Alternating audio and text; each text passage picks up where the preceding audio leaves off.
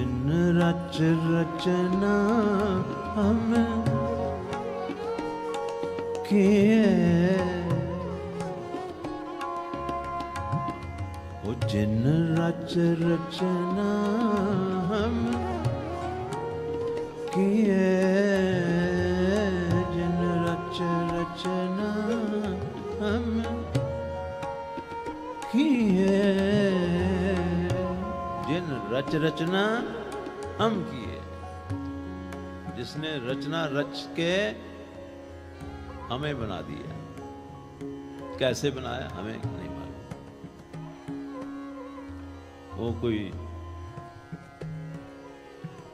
वो साहिब दिमाग जिसको गुरु गोविंद सिंह जी महाराज ने लिखा है, वो साहिब दिमाग हैं, हुस्नल चिराग हैं।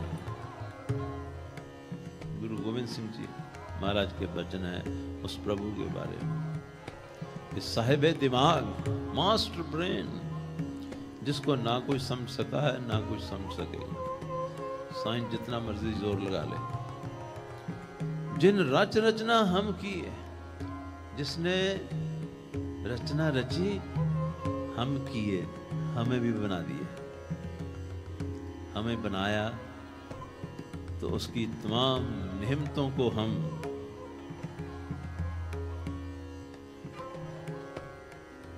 रेलिश कर सके, उसकी तमाम नेमतों को हम एक्सपीरियंस कर सके। ये म्यूजिक है।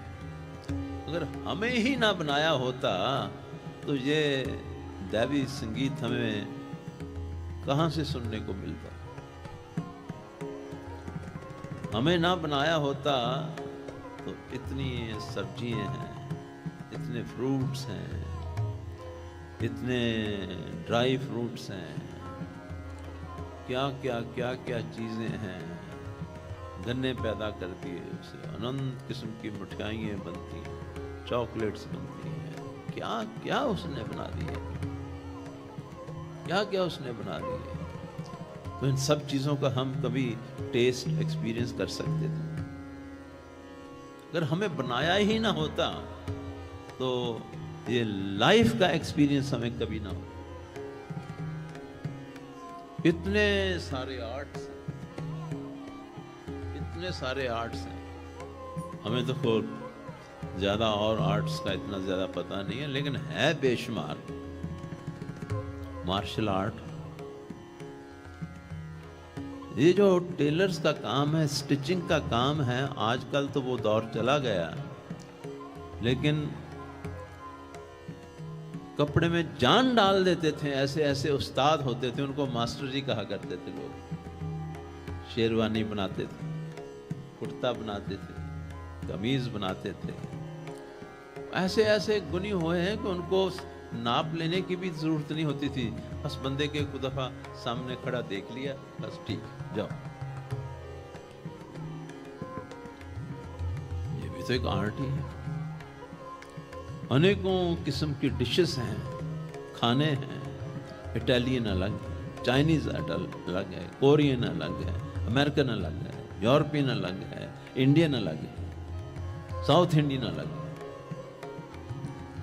तो अनंत किस्म के खाने बनाने के ढंग जो हैं और उनके जो माहिर हैं, जो शेफ्स हैं,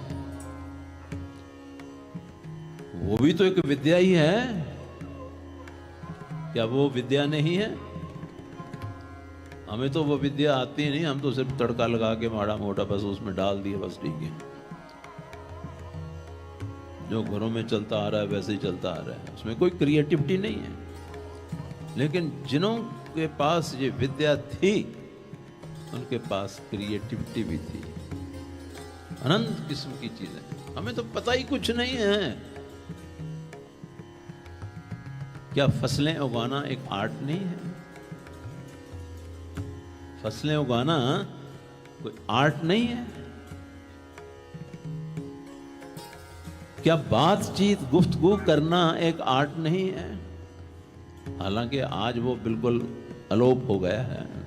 अब तो व्हाट्सएप के ऊपर आप मैसेज लिखो और वो भी वाइब्रेशन के साथ। और किसी को मैसेज लिखते हैं तो वो जवाब दे देते हैं रिएक्टेड। ये क्या बात हुई भाई, ये क्या बात हुई? तुम रिएक्ट कर रहे हो, समझते हो मतलब रिएक्ट करने का? ये तुम्हारी रिस्पॉन्स नहीं है, ये रिएक्ट कर रहे हो। रिएक्ट का मतलब रिएक्ट कर दिया, उसमें कोई भाव फीलिंग कुछ नहीं, वो एक टूटा सा बटन सा उन्होंने बनाया हुआ है, उसको दबा दो। कहने का भाव गुफ्तगू,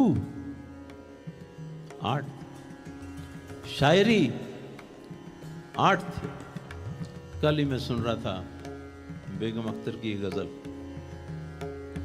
और वो मेरे आज के कीर्तन के मौजू में फिट भी होती है। दूर है मंजिल, दूर है मंजिल, राहें मुश्किल, आलम है। गजल थी कि ये गुरबानी का पर्सपेक्टिव मेरे सामने था, तो फिर मैंने ये सोचा जो गुरबानी कह रही है ये तो बहुत दूर की मंजिल है। हालांकि हरेक ने अपना, हरेक ने हाथ तो पा लिया है गुरबानी को। काश ऐसा ना होता, क्योंकि इसमें यह है, ये समझने वाली बात है कि जितना गुरबानी के अध्ययन में हम आगे बढ़ते हैं, पर जो वो ध्यान करने के लिए, ध्यान को अंदर ले जाने के लिए कहती है, जब वो 6-8 महीने, 100 साल, 2 साल करते रहते हैं, तो हमारी स्टेट ऑफ माइंड जो है वो एलिवेट हो जाती है, इवॉल्व हो जाती है। और साल के बाद उसी लाइन को पढ़ते हैं, उसी लाइन को पढ़ते हैं, तो उसका अर्थ कुछ और ही नजर आता है। तो आदमी क्या करे? मुझे 50 साल हो गए, 50 साल में से जपजी साहब का, 50 साल में जपजी साहब का अर्थ बदलता गया, बदलता गया, बदलता गया, बदलता, क्योंकि this is proportionate to your level of understanding,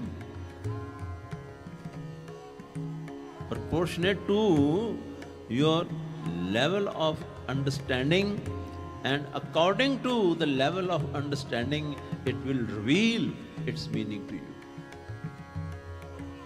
I hope I said it rightly.